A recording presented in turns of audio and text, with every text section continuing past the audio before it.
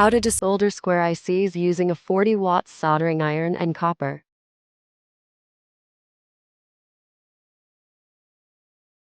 Apply a generous amount of flux.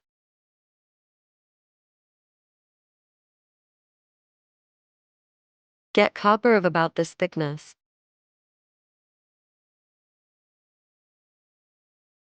Reshape so that it goes around the pins as shown.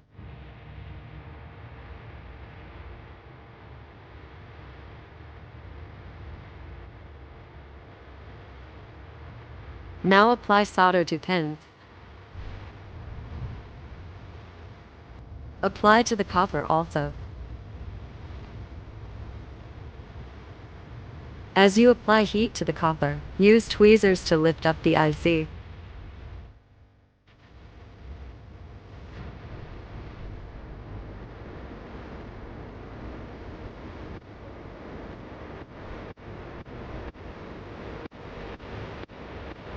And that does it.